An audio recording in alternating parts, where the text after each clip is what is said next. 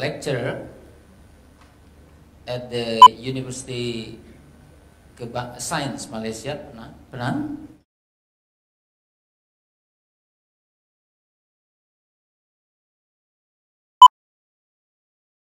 Department of Political and Social Change, ANU, Australian National University. He has published several works, and one of the recent one is on Islamic education and in Indonesia and Malaysia, Shaping Mind, Shaping Souls, published by Routledge, 2018. Okay, and on my left is Hu Wai Wang, also graduated from ANU, Australian National University. I think because of the team leader and the head of the project graduated from ANU, then the speaker on Malaysia also come from ANU. I'm afraid it's part of ANU Mafia in PPIM. Hu Wai Wang, PhD, Political Science and Anthropology, Australian National University, 2011. He has published books on Chinese ways of being Muslim, negotiating ethnicity and religiosity in Indonesia, Copenhagen, Nias Press, and also he has forthcoming publication, The Art of Dakwah, Social Media, Visual Aesthetic and Islamic Persuasions of the Public Show in Indonesia, Special Issues on Islamic Interfaces of the Internet in the Indonesia and the Malay world. So that's some publication. Of course, there are many others that both these researchers and scholars have published. This session will discuss on Malaysia case of religious education. We know Malaysia is increasingly in deepening Islam, and religious education is part of that process. Of course, deepening Islam in Malaysia can have an impact in integrating the societies, in creating social cohesion, while at the same time also this kind of process can disintegrate in can create fragmented communities.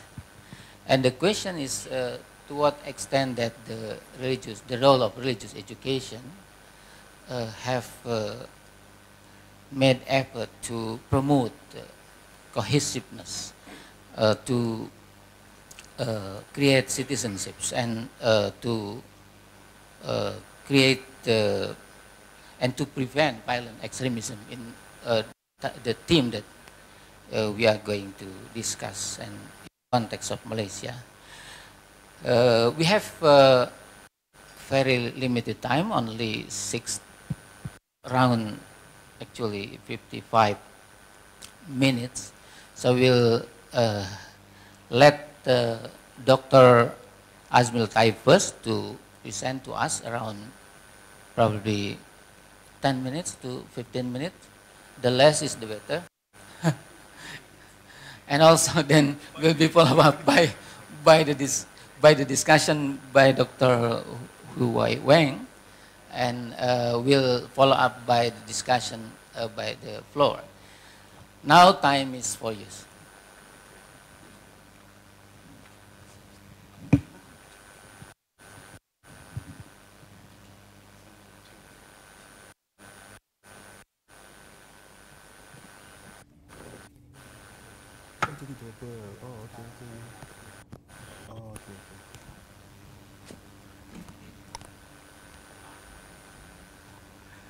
Okay, thank you very much, Pak Didin, for the kind introduction. And a good afternoon to everyone. I'm glad to be here again, presenting on the topic.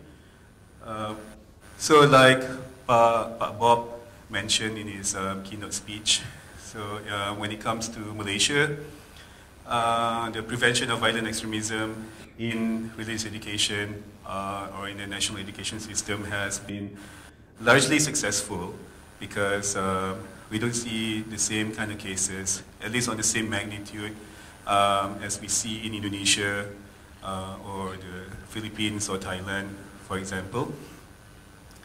And this is mainly due to this two-pronged approach that I've mentioned in my paper.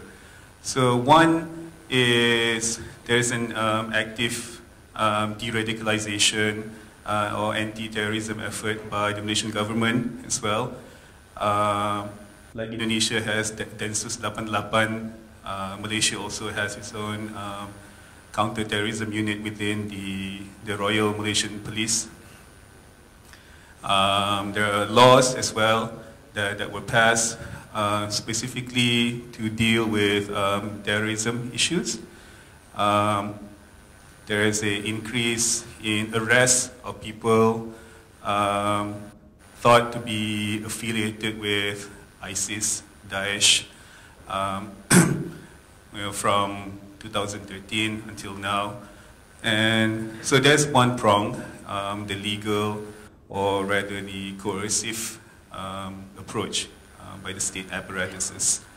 And the second prong is what I would say more softer approach. So education is definitely a big part of that. And the reason, I would say even the main reason for that is that the education, Islamic education in Malaysia is highly centralized, as what Bob mentioned. Yeah. Even though we can see later on, the next slide, Islamic affairs in Malaysia is actually part of the federalism. You know, it's under the state's jurisdiction, but in reality, there is an overwhelming dominance of the federal government in managing Islamic affairs, which includes Islamic education in Malaysia. So the previous slide is just a snapshot of the ethnic and religious demographic in Malaysia for those of you who might not be familiar with the demography in Malaysia. The next slide. So, and then the status of religion in Malaysia, and you can see, I mean, the status of Islam actually, and then Islam in relation to other religions as well. You can see it's mentioned quite a few times in the Constitution. There's a special status of Islam, the special status of the king as the head of Islam, the sultans as the head of Islam. And then you can see, you know, even the article that deals with freedom of religion also has a qualifier when it comes to, you know, non-Muslims cannot propagate their faith to Muslims in Malaysia. And that's why you have Bibles in Malaysia, the Bahasa Malaysia Bible that has only for non-Muslims, you know, on the cover of the Bible. So because of that. Next slide. So this is an overview of the management of religious education in Malaysia. It looks a bit complicated, but in reality, like I said, it's overwhelmingly dominated by the federal government.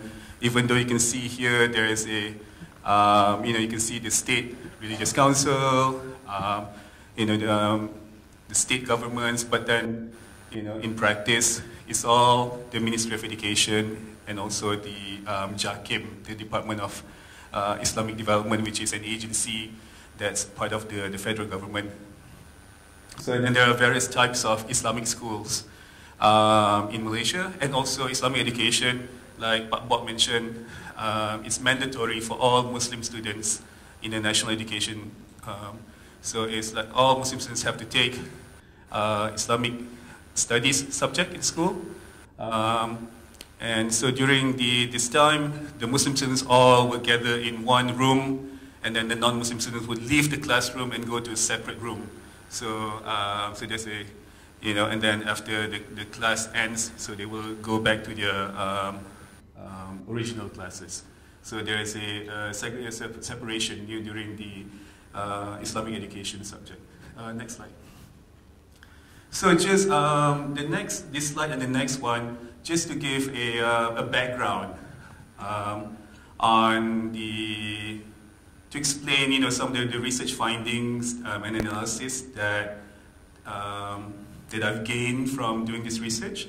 So the first is, you can see, just looking at the general views of radicalism and violent extremism in Malaysia, and it's actually a worrying trend. Even you can see the latest one done by Merdeka Center, which is a highly reputable polling agency, which Ivan used to work for many months ago. It shows, like this one, the latest one, the 2018 regional survey. I mean, it looked at 4 countries in Southeast Asia. So Indonesia is one of them. Indonesia, Thailand, Philippines, and Malaysia. And of all the indicators, Malaysia showed the highest percentage, so like violence, receptive tendencies, and, sympathizing with JI and all these things, it's quite worrying.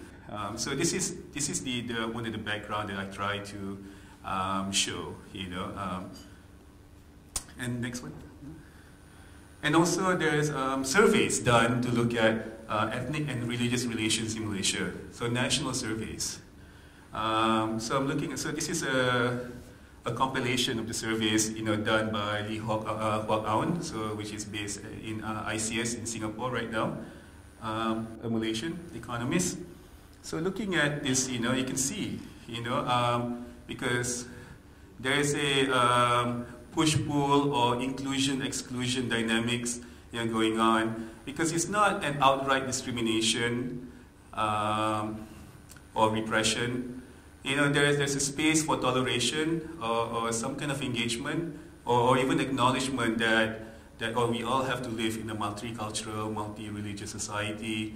But at the same time, there's this kind of exclusionary tendency that, okay, so like Muslims, for example, they will say, of course, we have to live with non-Malays, non-Muslims. But at the same time, they have to recognize that Malays and Muslims have special rights in Malaysia, as enshrined in the Constitution, Article 153 and all these things. So there is okay,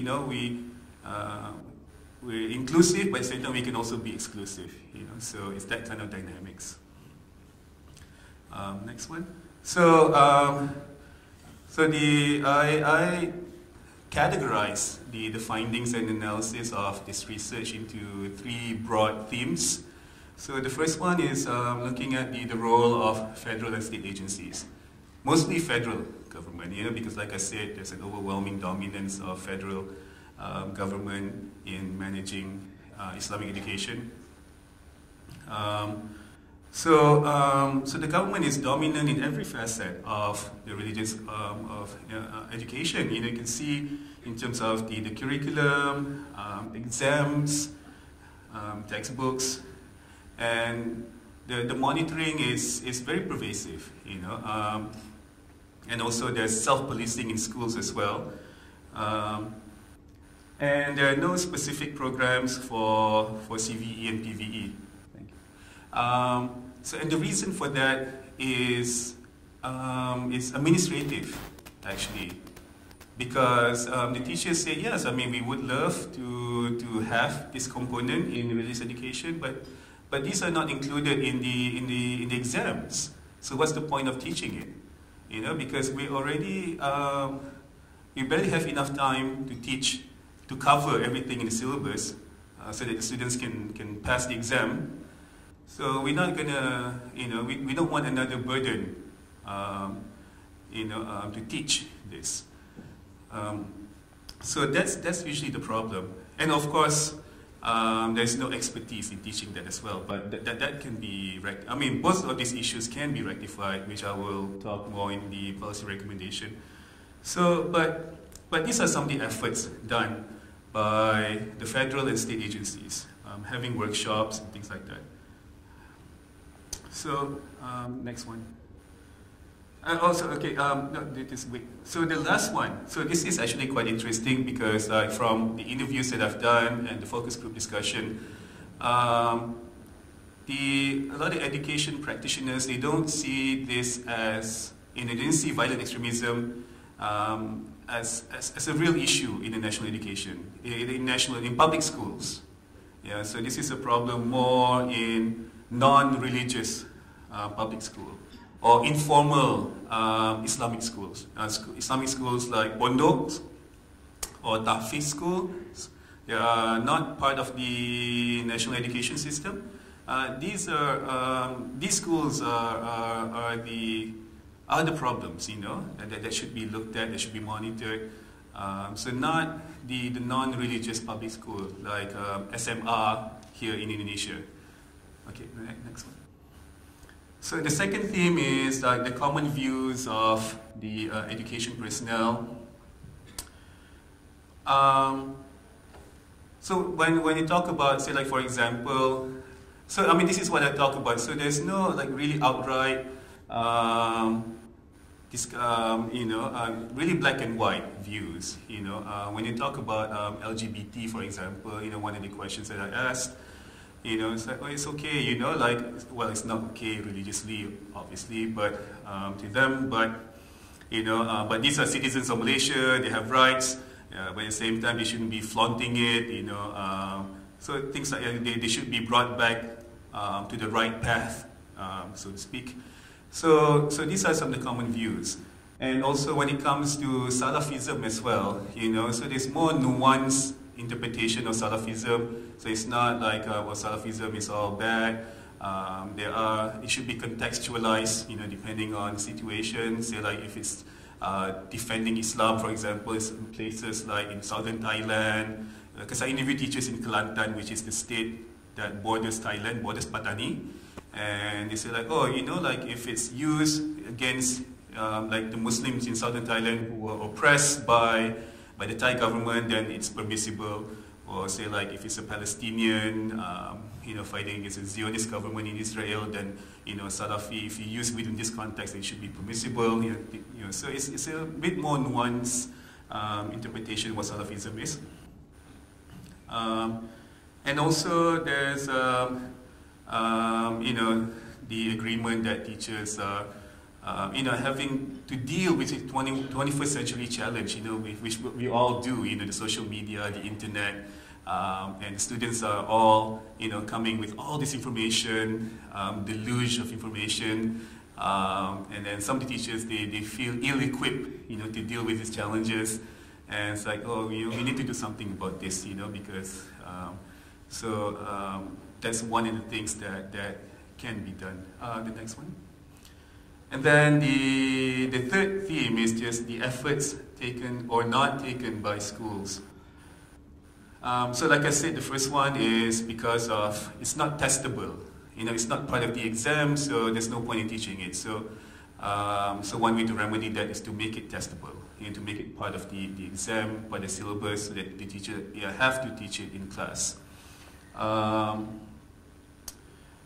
And also, you know, like when you look at the slide about the surveys of religious and ethnic relations in Malaysia, you can see there's the need for interaction, inter-religious and inter-ethnic relations in Malaysia, because, I mean, the more that people have this kind of interaction across, you know, ethnic and religious boundaries, the more tolerant they are.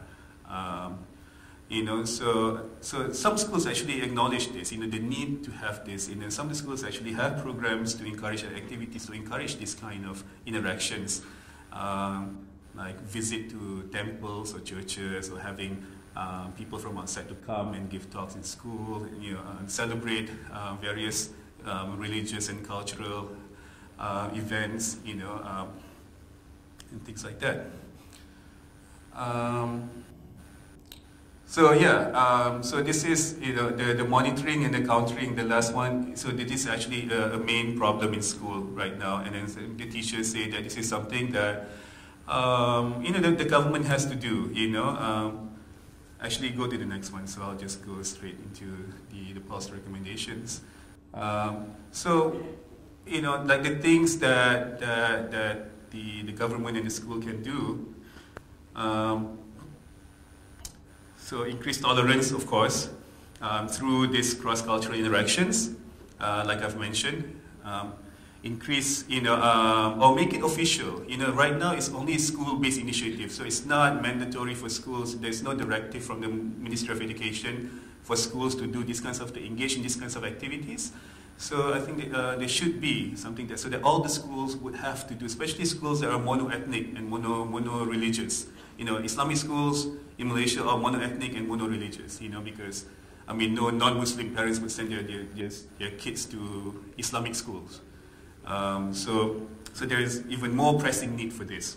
And to revamp religious education to include comparative religion, like what mentioned just now, it's easier said than done. Okay. So, like I said, it has to be made into testable material. Yeah. And also train teachers on social media and have a program in school where to teach people how to vet information from social media, because people spread information around without checking the validity, the veracity of the information. So that has to be implemented in school as well.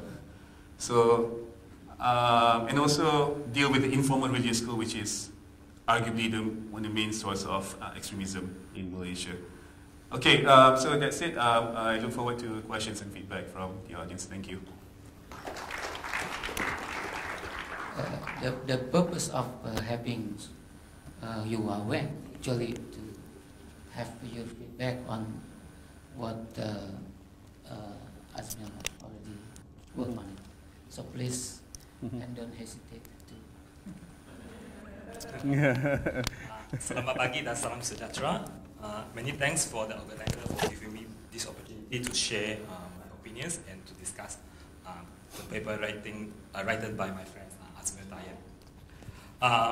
I have been researching on Chinese Muslims, on Hui migration, on urban middle class Muslims, Islamic preaching, and a little bit on political Islam in Malaysia and also Indonesia. Yet I have been always say I'm not an expert on CVE. So personally, for me, I think studying Muslim society and studying violent extremism are two different things, although they can be interrelated. I also think that violence, extremism in the name of religions, and also the growing religious intolerance and conservatism, although they are interrelated, but they are also two different set of issues that might need different kind of policy recommendations.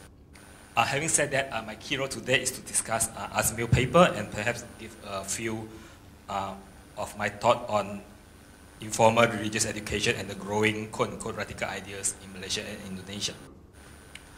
I think this Azmil has written a very comprehensive paper. I think he's the one, as Papok mentioned today, he's one of the few researchers in Malaysia who have written about Islamic education in Malaysia and also in Indonesia, which his recent book has just published by Lagrage. So to find out more, please buy his book. I think it's more than that. So I think he's definitely the best person to talk about religious education in Malaysia. Indeed, in his paper, he gives a very detailed and nuanced history and development of religious education in Malaysia, illustrating the role of Ministry of Education and also various state religious authorities in formulating the teaching of Islamic subject in Malaysia public schools especially. Then he discussed the main incidents of various violence extremism in recent years in Malaysia. Yet I think perhaps he could discuss more on what are the causes, be it religious, politics, or social economic factors that drive people to conduct certain terror actions.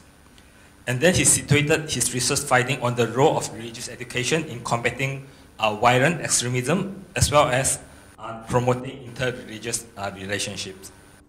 In the policy recommendations, he mentioned the role of informal education and social media in spreading extremist ideologies, as well as suggest that religious education should promote inter-ethnic and inter-religious interactions.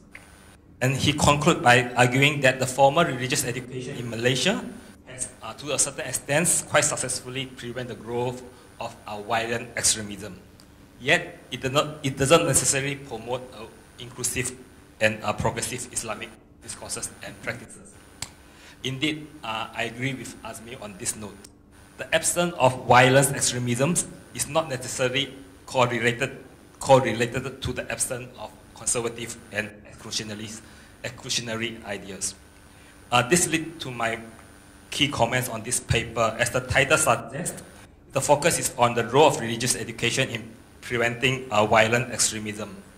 But the article also quite extensively discussing the role of religious education in fostering inter-ethnic and inter-religious interaction.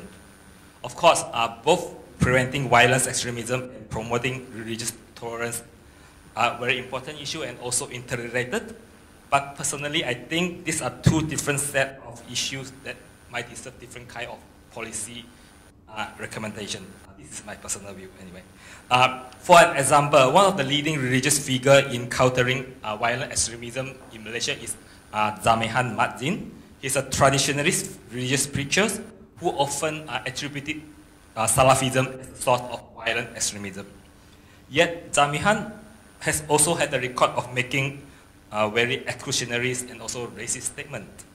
So, my concern is what are the interconnectedness and also perhaps the challenges and contradictions when we try to combine both combating violent extremism and religious conservatism in Islamic education.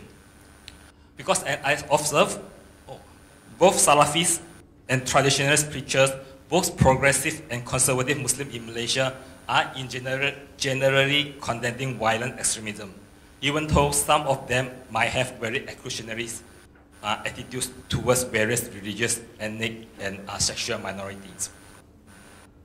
Overall speaking, Azmi has been quite careful in using the term violent extremism, radical ideas, and religious conservatism in the articles. Yet, perhaps I think he could make a more clearer definition on this term, as well as how these concepts are interconnected or perhaps not interconnected. Does that mean conservative religious ideas will eventually lead to violent tendency, and under what condition? What about non-violent extremism? Is radical ideas mean anti-establishment ideology or refer to violent actions? In short, what constitutes extremism, radicalism, and conservative ideas? These are the two major comments. I also have other four extra. I only have 5 more minutes. Okay. My other 4 more topics is first is on Salafism and extremism. I think yeah, we can discuss this later. And the second one is on the current change of government in Malaysia and how about the prospect of reform in religious institution and education in Malaysia. So with Pakatan Harapan government offer new policy in managing Islamic schools and running religious education in Malaysia. Because we have our Prime Minister, Dr. Mahathir, suggested to reduce the hours of learning Islamic subject in the school. But at the same time, we have Dr. Mazli Malik as our educational minister, who has been labeled as liberal Salafi, whatever it means. There are also a few members in our current government, Pakatan Harapan government, who has Islamist or Ikhwani background. So, what this will impact on our religious education reform. And the third one is on the competition within Muslim activists, preachers, ustads, and politicians of different backgrounds, and what constitute extremism according to them. Because in one one in the page 20, Azmil mentioned that Majlis Agama Islam Selangor, the Selangor Islamic Council, I think it's dominated by traditionalist Muslim scholars, have organized seminar to combat Salafism, ISIS, and Shiism for school teachers. So for MAIS, Majlis Agama Islam Negara Selangor, Salafism, terrorism, Shiism are equally extreme. But some Salafi will also respond to this critique. They say, oh, we are not extremists. It's a Shia, it's extremist. So I think it's interesting to find out how different Muslim groups label each other as being extreme and what extreme really means in this sense. And the last point I would like to make is related to my current research topic, focusing about the spreading on non-violence but ultra-conservative ideas and the role of informal learning, social media, and popular preachers. So one of the key preachers I'm looking on now is Felix Xiao. Some people label is a radical preacher, but a lot of his followers say he's a very down-to-earth, friendly preacher. So as I observe, the key challenge today is many quote-unquote radicals have dropped their violent strategies, and they use non-violence ways to promote ultra-conservative norms and ideas, just like what Felix Xiao is doing. HTI has been banned, his portal has been banned, but the activists and preachers are free to propagate their religious ideologies indirectly or directly on social media, in malls, in shopping malls, in cafes, and so on. And many Muslims attracted to this kind of pop Islamist preachers are those who have little formal religious education, and they want to learn Islam in a more informal, fun, and alternative way. So perhaps informal religious learning and the subtle infiltration of ultra-conservative ideas, instead of outright violence, extremism, poses a bigger challenges to Muslim societies in Malaysia and also in Indonesia.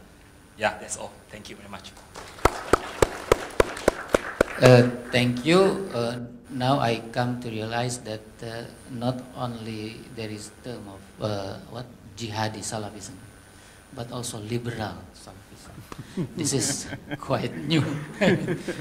So the discussion is become, I think, because of the terms, become complex in the context of Malaysia.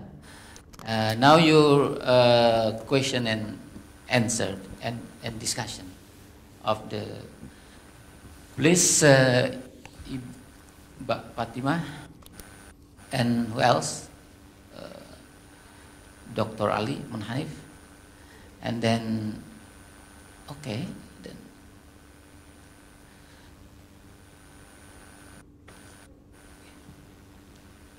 can you go to the front, please? Yeah.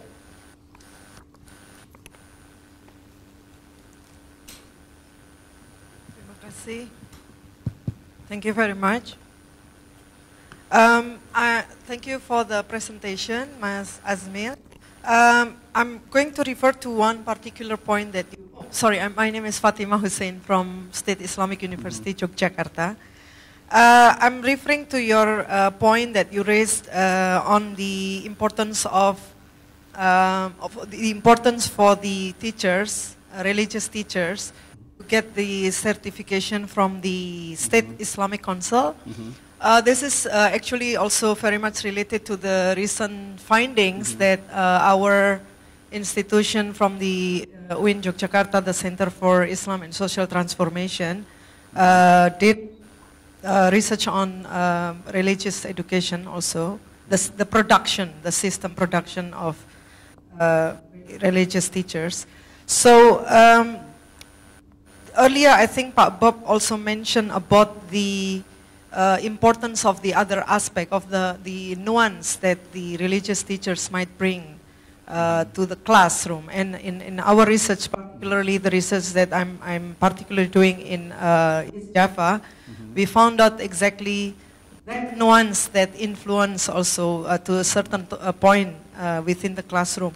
Just a brief example that in one particular university that is NU based, one of the teachers actually tried to introduce or to bring the more radical views in the classroom by inserting the in the PowerPoint of the presentation of the teaching materials. So fortunately, it was found out then the management tried to assign that teacher to lead the particular event with solawat, so like counter the argument or the view that that particular teacher is trying to bring. So to make it short, I'm really would like to hear from you more about, you know, like how you see this too. Like in the one hand that it is probably important, but on the other hand, maybe the certification is not a guarantee. Thank you. Okay, who else? Dr. Alim. Please.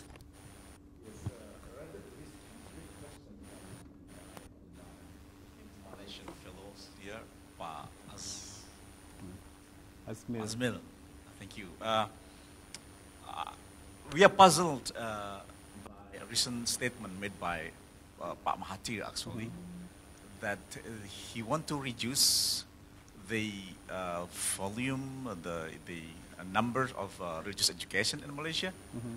I think this is very strong statement. I think that there must be something wrong in Malaysian religious system in which a highly respected person like Mahathir comment on. If I may read, the statement is very clear here.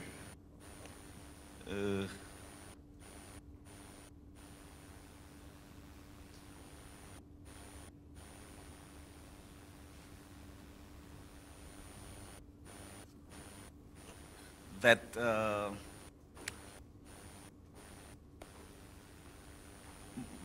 Mahathir said that mereka belajar Islam dan tidak belajar yang lainnya. Akibatnya mereka yang lulus tidak mahir dalam mata pelajaran yang dibutuhkan untuk mencari pekerjaan, tapi mereka menjadi ulama yang cakap. There must be like very heavy address of religious doctrine or teaching that I think that's why Mahathir have a deep concern about the development of religious education in Malaysia. Second question is rather you mentioned here between the intersection between ethnic identity and religious identity, in which Malay in their social norm is must be Muslim, right? What happened to the Chinese or Indians, that you do have multicultural ethnic majority and identities, but you do have very strict religious education system, and which Islam, non-Islam subjects must be part of the religious education. Just that brief questions. Thank you. Yeah, that one.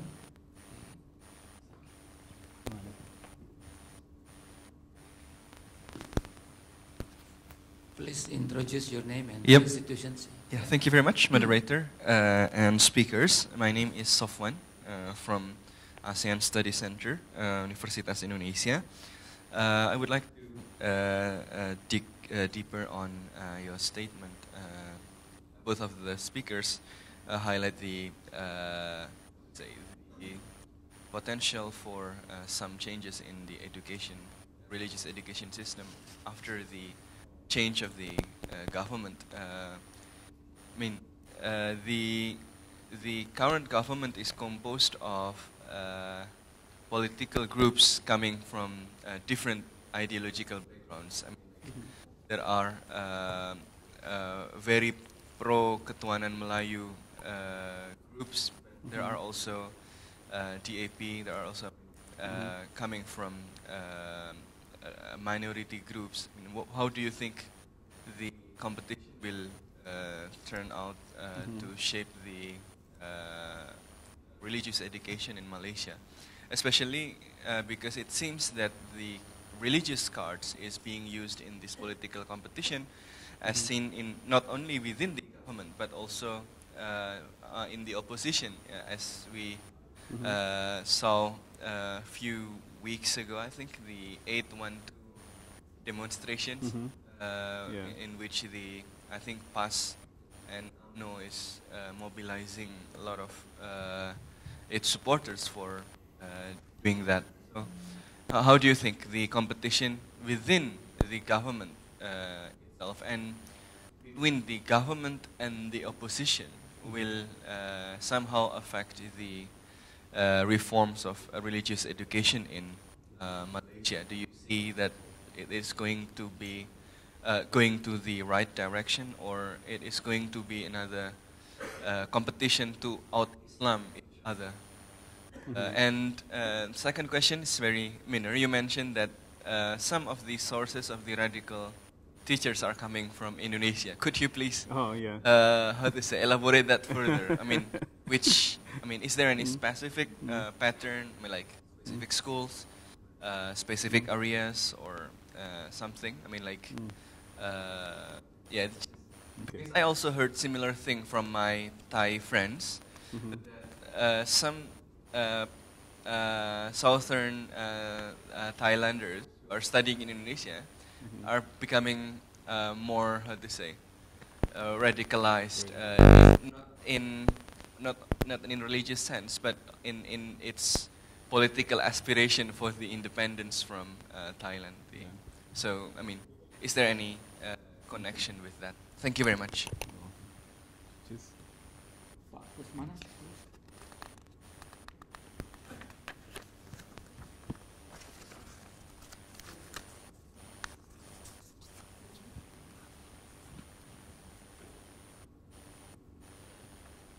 Thank you very much for the opportunity. My name is Kusmana, lecturer from UIN Sarjana Jakarta. I wonder to know why one important unit in a society is not discussed. That is the family, and the family is known as the first element or the first unit that conduct an education to the children. Even there is a proverb, al-ummu madrasatul ula, mother is the first school. So how was this aspect of family in relating to religious education? Was it the family also nurturing the value of radicalism or not in Malaysia? Okay. Thank you very much.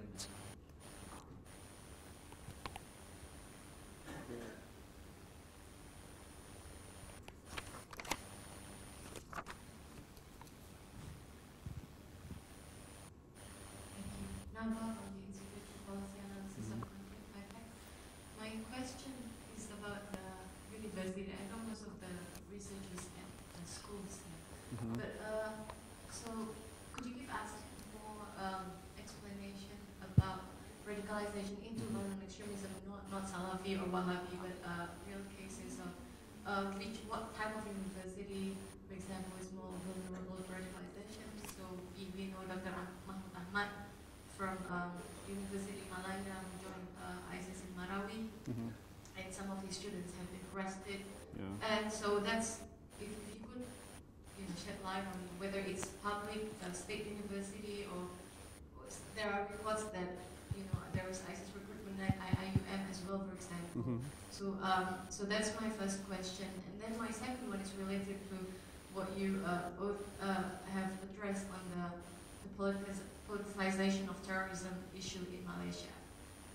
So, for example, people from the traditionalist Aswaja accuse Salafi preachers as terrorists and vice versa. So to what extent are there check and balances, for example, when it comes to accusing someone, or especially education institution in Malaysia? For example, the recent arrest of Darussunnah in Perlis, for example. To what extent are there check and balances in this kind of reporting? And is the presence of Mazli making any difference in that mechanism? Thank you. Bapak with batik, please. Batik. Pak Munjid. Which one? Okay, yeah, Pak Munjid, sir. All right, thank you very much. My name is Ahmad Munjid from Jogja. I flew this morning by Garuda at 6 o'clock, and before the plane departed, the pilot said, Assalamu alaikum wa rahmatullahi wa barakatuh, Allahumma salli ala Sayyidina Muhammad, and so on. This phenomenon I would like to call as over-religionization of public life. Because it has many forms in different situations. Even I teach at UGM, public university, And in class presentation, many students, before they started group presentation, they feel like it's obligatory to say Assalamu alaikum. And many times I reminded them that this is not pengajian. And not everybody in the room is Muslim. Why do you feel obligatory to say that? Of course, this conference is held by Islamic University. It's okay, it's understandable. But even in international conference held by state university, Salam Alaikum become a real part of that. My question is whether the statement made by Tun Mahathir, mentioned earlier by Dr. Ali Munhanif, is related to that in Malaysia, in Malaysian context. Whether you feel the same pain of over-religionization of public life, where school is both part and also cause of a deeper over-religionization of public life. Can you share us the story? Thank you. Can we just answer the question? Yeah, I think there are too many questions now already. So Azmil will respond to that. Thank you very much for the questions. First, for Ibu Fatima. The Islamic teachers and Islamic preachers in Malaysia have to get certified, usually by the State Islamic Council, Majlis Agama Islam Negeri. So they have to get tawliyah. So if that, they cannot preach or teach. But all teachers in Malaysia are certified if you teach in the public schools, anyways. Yeah, but like I said, the difference with Indonesia, because from the PPIM recent survey on the religious teachers, there are nuanced teaching in the classroom, and they have their own interpretation. But in Malaysia, I did ask the teachers, the other teachers I interviewed, and also from my previous research as well. There's no room for interpretation, because they have to teach, everything is so compact that they have to teach everything in the syllabus so that the students can pass the exams. And if for some reason, occasionally there are cases where teachers try to insert their own ideology, their own interpretation. They're usually the more radical ones. They introduce materials from the internet, for example, that they get. Sometimes unwittingly, without knowing that these are materials from ISIS. Usually, either the students will report to the school, or if the students take the material back to home, and then usually sometimes the parents would actually report to the school, or other teachers would report the teacher to the school. So this is the self-policing that I was talking about just now. So there are these things going on. But at the same time, when I did research in Sarawak, in Malaysian Borneo, for example, but the teachers there did use a nuanced approach in teaching, because there's this one-size-fits-all policy from the Ministry of Education does not work in Malaysian Borneo, which is a completely different social, cultural dynamics. It's much more fluid, much more interaction. It's normal to have one family with multi-religious religion within one family. So it's so we cannot really follow the one-size-fits-all from the ministry, because we have to give examples that the students here can relate to, because this is their lived experience, their daily lives. So that's, but for the most part, the teachers have no room to interpret the syllabus to their own ideology, because it's not covered in the exam. So it's like, what's the point? But it's not to say that the radicalization doesn't happen, but it typically happens outside of the classroom. Yeah, but not inside the classroom. Okay, for Pak Ali, that's actually a bit perplexing from Mahathir, because honestly, I don't get what he means by reducing the hours of religious education in school, because he didn't specify what school, because like I've shown in the slide, there are different types of schools. If you're talking about non-religious public schools, it's very minimum, only one subject, and so mostly it's all general secular subjects. So I don't know like how much more can you reduce religious education in non-religious public school. But if he's talking about like tahfiz school or pondok school, or maybe Islamic school that heavily focuses on religious education, then he has a point. But I think going back to, because I think I can relate this to Pak Munji's question about Islamization of public life. But this is the dynamic that has been happening in public schools in Malaysia since the 1970s.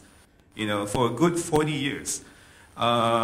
It's becoming more Islamized, Islam-centric, Islam-Malay-centric. So it makes a lot of non-Muslims uncomfortable, and you can see the percentages of non-Muslim students or non-Malay students enroll in public schools in Malaysia. Actually, the ironic thing is that this is actually from the Ministry of Education itself. There are more Malays enrolled in Chinese school compared to Chinese enrolled in public school, for primary education. So that's the irony of it. Even the Malays realize that their kids are better off in Chinese school than this Malay Islam-dominated public schools. So that's one. And for Pak Sofian, the current coalition right now is quite interesting because it's different than the previous ruling coalition Barisan Nasional. Mainly because Barisan Nasional was dominated by UMNO. So there's no equal partners in Barisan Nasional. So basically, it's just UMNO, and then the rest just follow, all the component parties. But now you have the Pakatan Harapan, which is all of equal standing. They all have their own ideologies, their own agendas, and they can be widely different. Because, like you said, you have like this Malay party, Mahathir's party, Bersatu, and then you have the AP, which is a secular.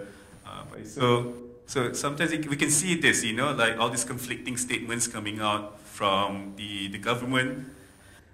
Even the minister, say like talking just about education, right? So Minister of Education, Dr. Mazli Malik would issue a statement, and then his deputy would say completely something else, completely contradictory to what he just said.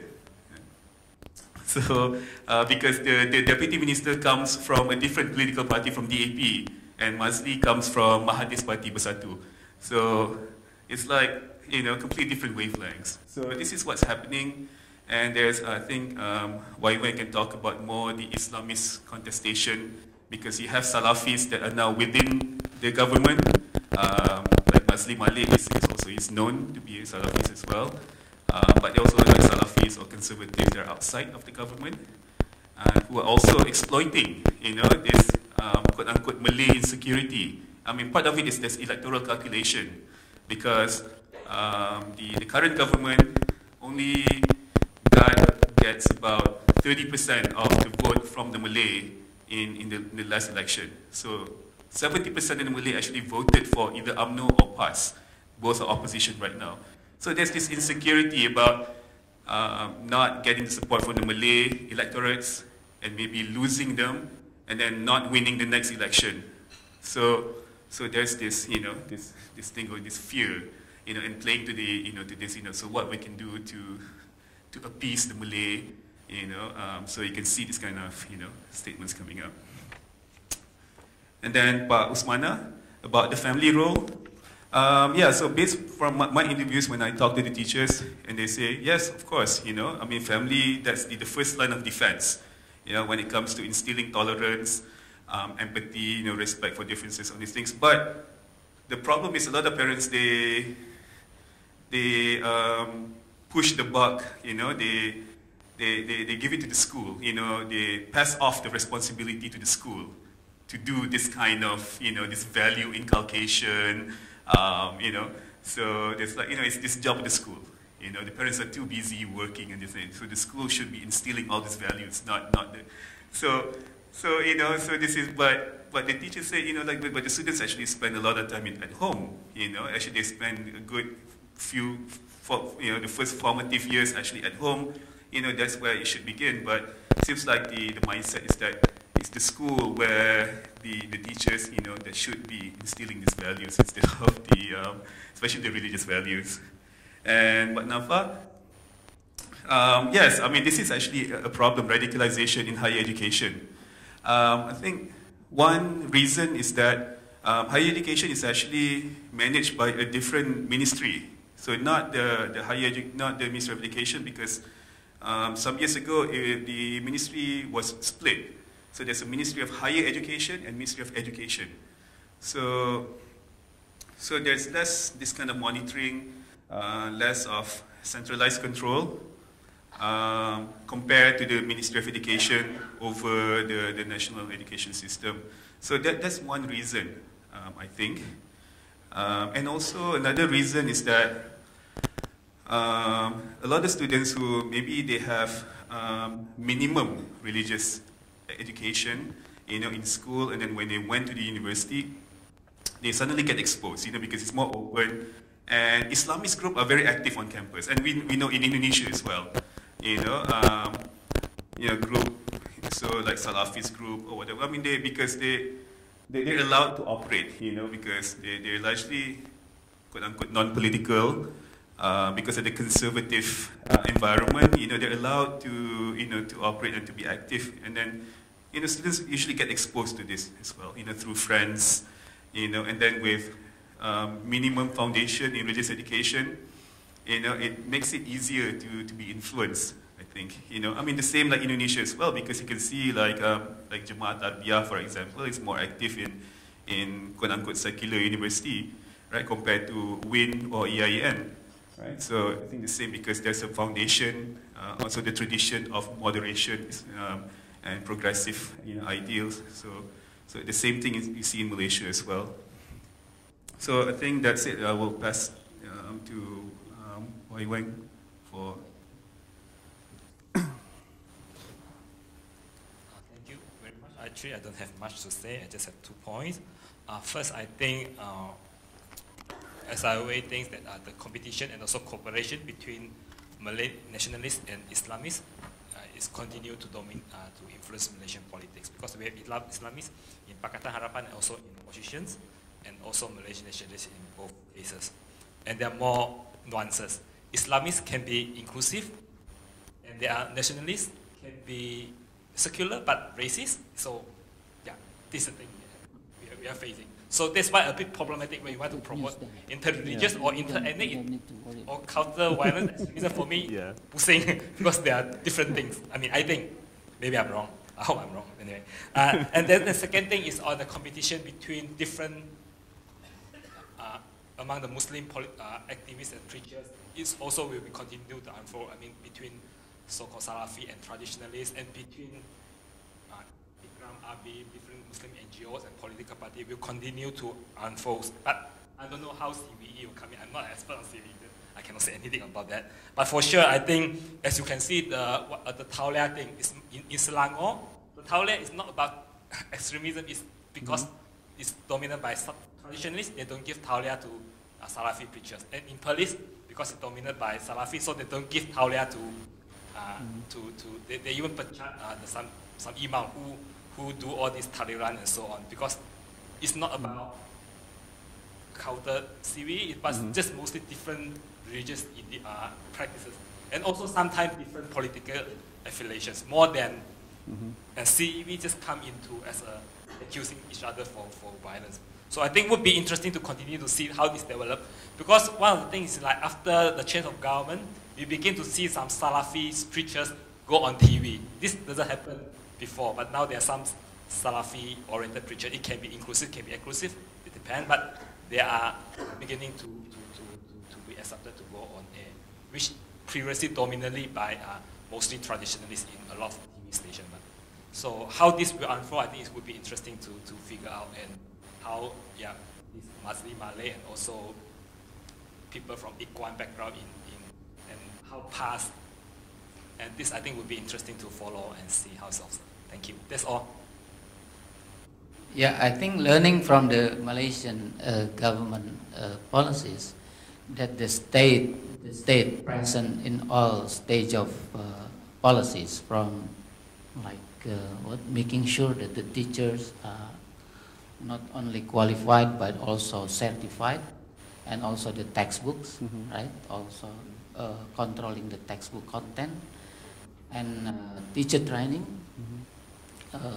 outside our teacher college is also controlled by the government.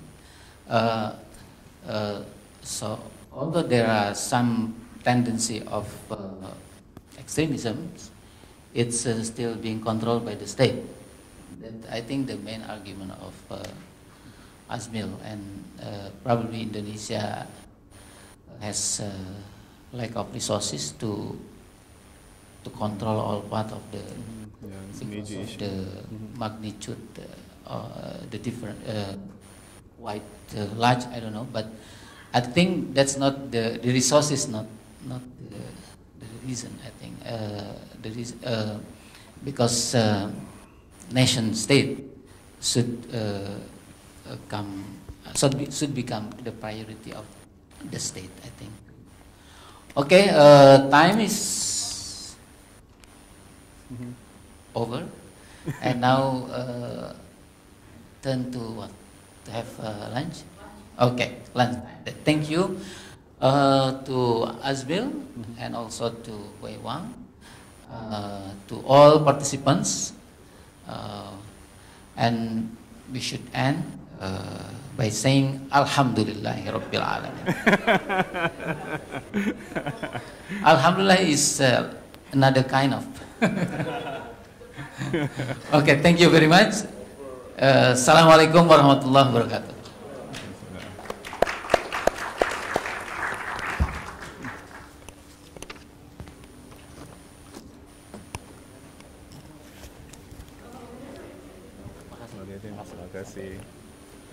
Thank you very much, Dr. Didin.